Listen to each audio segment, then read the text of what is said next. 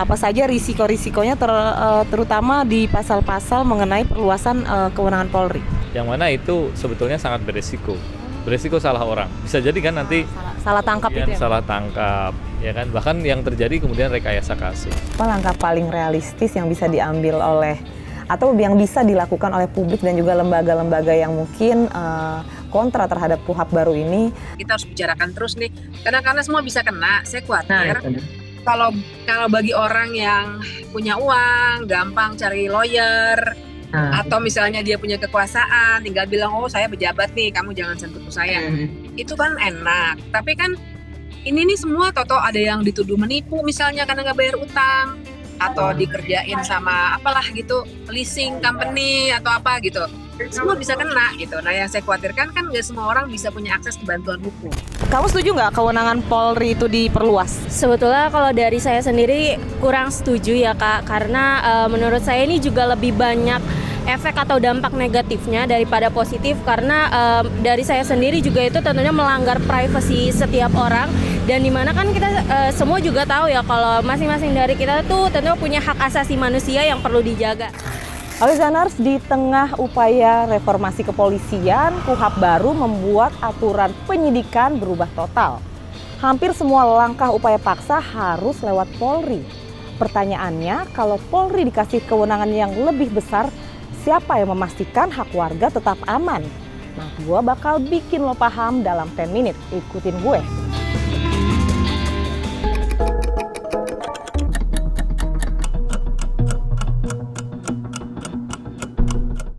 Ya oke Zoners, ini adalah draft KUHP baru yang baru saja disahkan, dan begitu kita lihat pasal-pasalnya, kita jadi tahu kenapa publik ramai-ramai melakukan penolakan karena ada kewenangan polisi yang diperluas.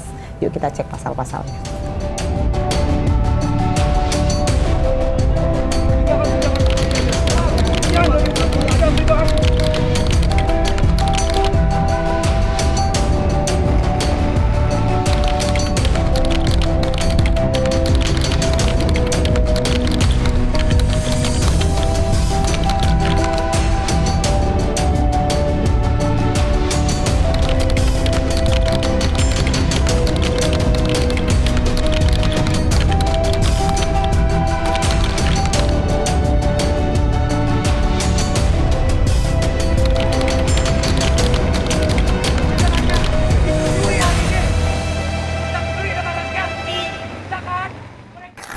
Nah, oke Zoners, sekarang gue lagi ada di LBH Jakarta. Gue akan nanya tentang pasal-pasal krusial apa aja dalam KUHP baru yang dinilai membahayakan. Langsung aja yuk.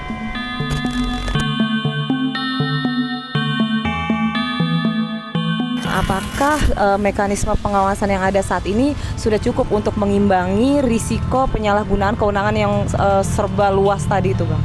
Nah, di dalam KUHP yang baru, cita-citanya ini mestinya memperkuat pengawasan. Tapi yang terjadi justru menambah kewenangan, pengawasannya dikurangi. Jadi makanya dari awal kita mengatakan KUHP ini gagal menjawab kebutuhan masyarakat yang rindu ya akan proses peradilan yang jujur dan adil dan melindungi hak asasi manusia. Yang terjadi justru KUHP ini jadi legitimasi bagi aparat penegak hukum untuk melakukan praktek kesewenang-wenangan, ya, abuse of power. Dan kalau ditanya basis pengawasan terhadap kewenangan-kewenangan aparat penegak hukum di KUHP yang baru ini apakah kuat atau tidak, justru diperlemah, Mbak. Diperlemah. Tetapi soal penetapan tersangka itu akan sangat lebih mudah karena alat buktinya diperbanyak, ya kan, ragamnya, ya. Kemudian yang kedua juga dalam konteks upaya paksa di luar penetapan tersangka itu dengan alasan mendesak ya bisa dilakukan tanpa izin pengadilan. Dan alasan mendesaknya sangat subjektif. Dan ini sebetulnya rumusnya abuse of power. Rumusnya abuse of power atau rumusnya korupsi kewenangan itu kan monopoli kewenangan, ya, ditambah dengan diskresi yang luas, tapi minus akuntabilitas. Bang, apa sebenarnya motif dibalik pembuatan KUHP baru ini, Bang? Saya kira ini tidak lepas dari diskursus ya dan desakan publik untuk mendorong reformasi kepolisian. Dan yang terjadi justru bukannya KUHP ini menunjang atau mendukung agenda reformasi kepolisian. Saya kira KUHP ini KUHP yang disahkan ya, justru saya kira adalah menjegal ya. Bang, terakhir Bang, apakah dalam pembahasannya juga dinilai ada bermasalah nggak Bang dalam pembahasannya? Karena ini kan dibilang sebagai KUHP yang ugal-ugalan katanya. Kenapa kemudian substansi pasal-pasalnya bermasalah? Ini ya gara-gara proses pembahasannya itu ugal-ugalan ya. Proses pembahasannya itu sangat tertutup ya.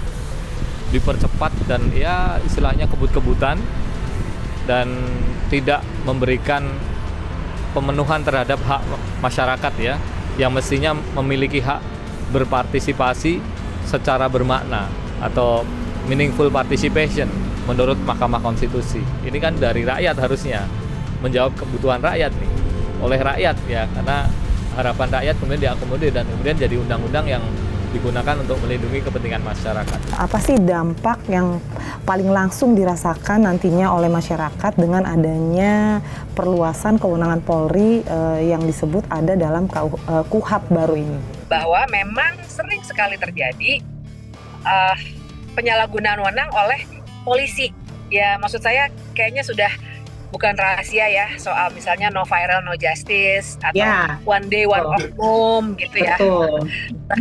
Banyak sekali kita punya catatan, bahkan banyak penelitiannya juga soal itu. Jadi ketakutan itu makin berdasar. Nah sementara dalam KUHP itu kalau ada penegakan hukum yang pertama-tama melakukan penyelidikan, utamanya adalah polisi.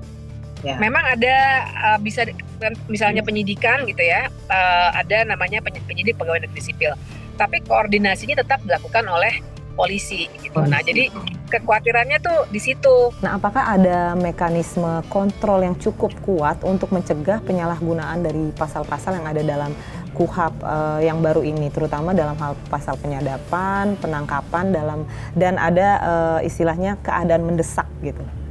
Ya, jadi kontrol itu biasanya kan bentuknya dua ya kalau dalam hukum. Pertama melalui mekanisme pengawasan institusi, dan yang kedua melalui mekanisme yang tersedia, jadi dibuatkan prosedurnya gitu. Pengawasan institusi memang polisi punya. Kita tahu yang namanya Propam misalnya, kemudian kita tahu yang namanya Kompolnas. Tapi sudah ada juga banyak sekali penelitian yang menunjukkan bahwa keduanya itu tidak efektif. Nah, kalau mekanisme sebenarnya ada, Mbak. Jadi mekanisme itu ada satu penetapan hakim untuk beberapa tindakan itu. Kemudian ada juga yang namanya pra-peradilan. Nah, jadi kalau upaya paksa tadi itu bentuknya itu penyitaan, penggeledahan, dan lain sebagainya, ada sebagian yang perlu penetapan hakim. Nah, tapi di KUHP yang ini, misalnya ya, pemblokiran, penyitaan, sama penggeledahan itu harus ada penetapan hakim. Tapi kemudian ada pengecualiannya. Pengecualiannya itu A, B, C, D. D-nya adalah atas diskresi dari penyidik. Nah, jadi jadi bisa saja nggak ada penetapan hakim, sudah ada penggeledahan karena polisi menganggap itu harus dilakukan. Nah kan jadi ngeri kan? Menurut Mbak Bivitri sendiri nih, bagian mana sih dari KUHP baru ini yang menurut Mbak Bivitri paling berpotensi melanggar prinsip negara hukum dan juga keadilan bagi rakyat? Ya yang paling berpotensi sebenarnya penggunaan upaya paksa barangkali itu yang paling akan kena ya, karena kan upaya paksa itu sebenarnya pelanggaran HAM dalam tanda kutip, tapi dibolehkan untuk penegakan hukum. Ya memang di semua negara lain juga pasti ada tuh model semacam upaya paksa juga gitu. Nah ya tapi kalau misalnya pelaksanaannya masih kurang pengawasan, sementara kepolisiannya juga baru aja mau direformasi, ada timnya Pak Jimli segala macam, artinya potensi pelanggaran HAM itu sangat besar terjadi. Terkait dengan adanya kewenangan penyadapan yang diperluas, nah apakah ini tidak akan terjadi risiko penyalahgunaan, Pak? Dan bagaimana mencegah hal itu terjadi? Kewenangan penyadapan tadi itu, maka memang harus segera dibuat undang-undang tentang penyadapan. Supaya rinciannya jelas. Informasi pribadi apa yang boleh disadap, itu harus jelas. Informasi yang terkait dengan penegakan hukum, ya kan? Satu itu. Yang kedua, bagaimana memanfaatkan informasi tadi itu, yang kalau memang tidak terkait dengan penegakan hukum, ya mestinya tidak disadap, Dan yang ketiga adalah jangan sampai mengganggu asasi manusia atau terjadi pelanggaran HAM. Perlu nggak sih kewenangan Polri ini diperluas melalui KUHP yang baru? Kalau menurut saya sendiri nggak perlu ya, karena kita sebagai masyarakat yang butuh menyampaikan pendapat, kita ini kan sebagai warga Indonesia ini kita boleh gitu mengedepankan pendapat. Tapi karena adanya informasi ini atau disahkannya RUU ini, kita tuh jadi punya batasan gitu ketika kita berpendapat. Jadi kita udah nggak bisa lagi benar-benar menyuarakan suara kita. Ini bukan cuma soal teknis penegakan hukum, tapi siapa yang mengawasi negara saat negara mengawasi kita. Karena hukum harusnya bisa memberikan perlindungan dan bukannya membuat warga takut mencari keadilan. Sampai jumpa.